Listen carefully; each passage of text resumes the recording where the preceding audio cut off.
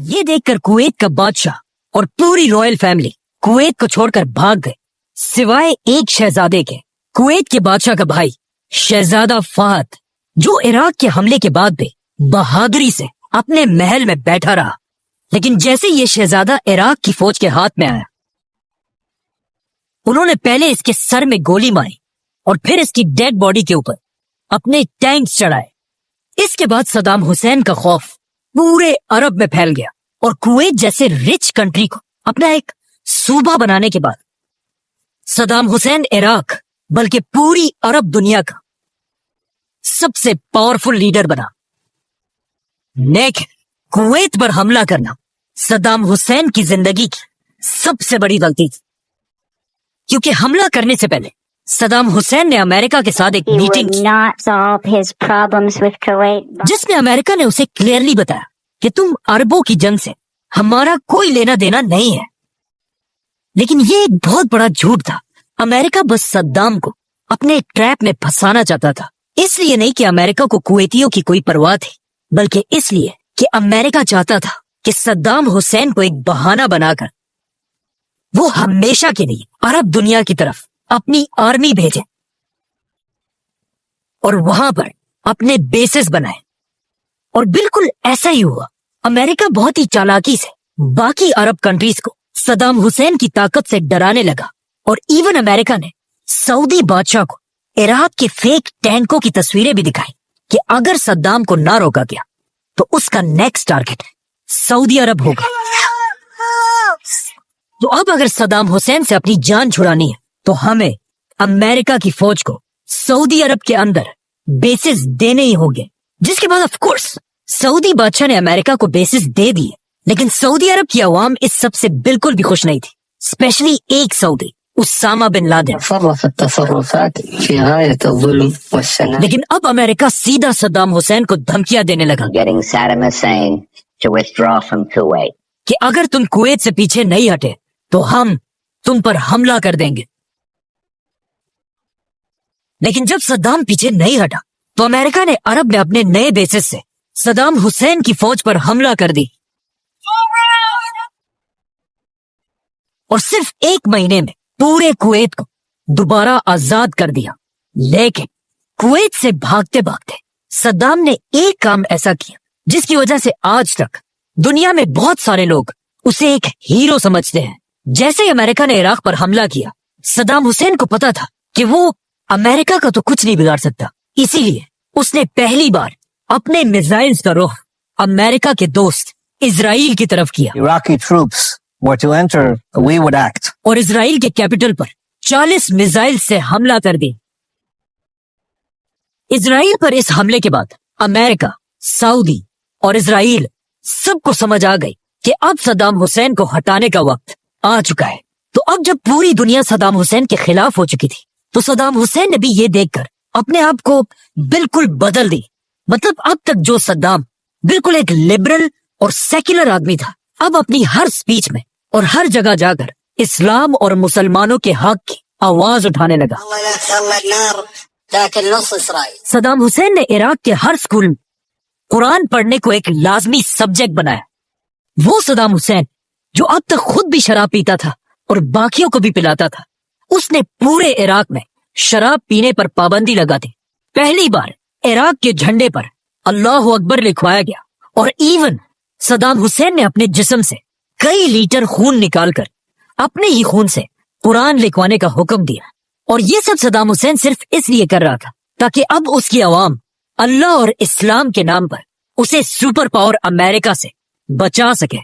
لیکن اب ایسا کرنا امپاسبل تھا، کیونکہ امریکہ نے صدام حسین کی حکومت پر اتنی پابندیاں لگائی تھی کہ وہ ایک قطرہ بھی تیل کا کسی کو نہیں بیچ سکتا تھا، جس سے اس کی اکانومی بالکل تباہ ہو چکی تھی۔ یہاں تک کہ صدام کی حکومت میں عراق کے لوگ کھانے پینے کی چیزوں کو بھی ترسنے لگے تھے، اور یہ امریکہ کی پرانی عادت ہے۔ امریکہ کے سینکشنز ایسے ہی ہوتے ہیں جس طرح ایک شیر اپنے شکار کو کھانے سے پہلے اس کی گردن کو اپنے دانتوں میں دبوچ کر اس کے مرنے کا انتظار کرتا رہتا ہے تاکہ پھر اسے آرام سے کھا سکے۔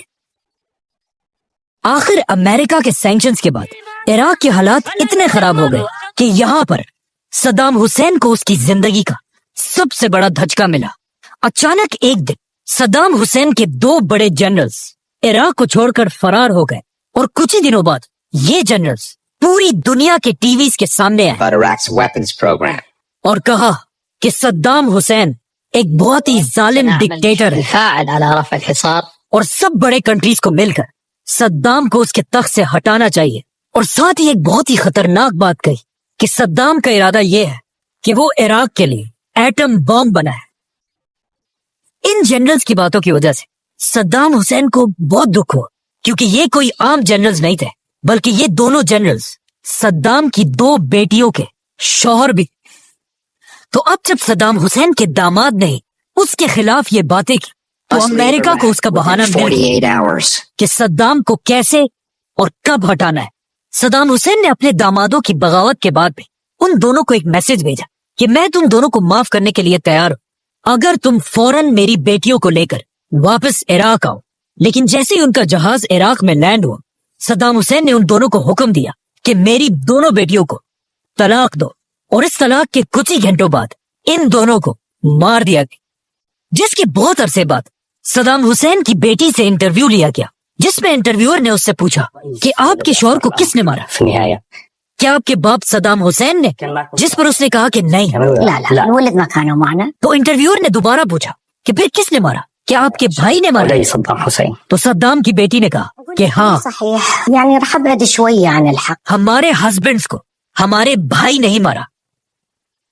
اس کا بھائی مطلب صدام حسین کا بڑا بیٹا ادے صدام حسین عراق کا سب سے بڑا ڈان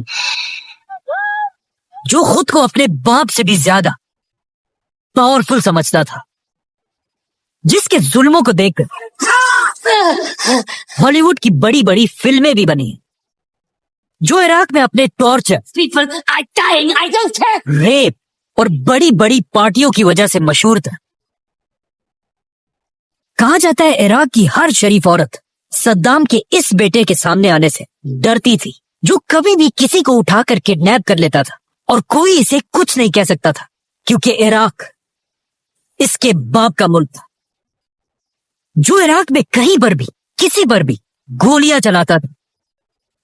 صدام حسین انہی حرکتوں کی وجہ سے اپنے اس بیٹے سے بہت تنگ تھا لیکن وہ کیا کرتا اسے کچھ کہہ بھی نہیں سکتا تھا. کیا کروں میں اس کا کیا کروں مار بھی نہیں سکتا پیار جو کرتا ہے مجھ سے. جس کے گیراج میں دنیا کی ہر لگژری گاڑی کھڑی تھی لیکن صدام اپنے سارے گندے کام بھی اپنے اسی بیٹے سے کرایا کرتا تھا. اسی لیے اپنے بیٹیوں کے شوہروں کو مارنے کا ٹاسک بھی صدام نے اپنے اسی بیٹے کو دیا جس نے جا کر انہیں کچھ ہی گھنٹوں میں مار دیا. اب صدام حسین کے دونوں داماد مر تو گئے تھے لیکن ان کی ہوئی باتیں اب بھی زندہ تھی. صدام کے کیمیکل اور ایٹم بم. اب امریکہ کو صدام حسین پر حملے کا بہانہ مل چکا تھا لیکن وہ بس دنیا میں کسی ایسے ایونٹ کا انتظار کرے تھے جس سے وہ آسانی سے عراق پر حملہ کر سکے. اور ایسا ہی ہو نئی صدی کے شروع ہوتے امریکہ کے ورلڈ ٹریڈ سینٹر پر حملہ کیا گیا. امریکہ کے پریزیڈنٹ جارج بش نے بہت کوشش کی کہ کسی طرح اس حملے کا الزام وہ عراق کے صدام حسین پر لگا سکے اور پھر عراق پر حملہ کر کے امریکہ وہاں کی پوری آئل پر قبضہ کر لے. لیکن بہت کوشش کرنے کے بعد بھی جب اسے کوئی ثبوت نہیں ملا تو اس نے مجبوراً عراق کو چھوڑ کر افغانستان پر حملہ کرنا. لیکن اب مسئلہ یہ تھا کہ افغانستان امریکہ سے ہزاروں کلومیٹر دور ہے اور امریکہ کو اپنے ٹینکس جہاز اور ٹرکس اتنے دور بھیجنے کے لیے ایک بار پھر بہت زیادہ آئل کی ضرورت تھی. اسی لیے افغانستان پر حملے کے کچھ ہی عرصے بعد امریکہ ایک بار پھر عراق کے صدام حسین پر جھوٹے الزام لگانے لگا. Saddam Hussein's ability to wage America Saddam Hussein کے اسی داماد کا انٹرویو بار بار چلانے لگا جس میں اس نے کلیئرلی کہا تھا کہ صدام حسین کے پاس کیمیکل اور ایٹم بم ہے. لیکن یہ سب بالکل جھوٹ تھا کیونکہ جب یو این نے ان بمز کو ڈھونڈنے کے لیے اپنی ٹیم عراق کی طرف بھیجی تو انہیں پورے عراق میں ایسا کوئی بھی بم نہیں ملا. have been emptied.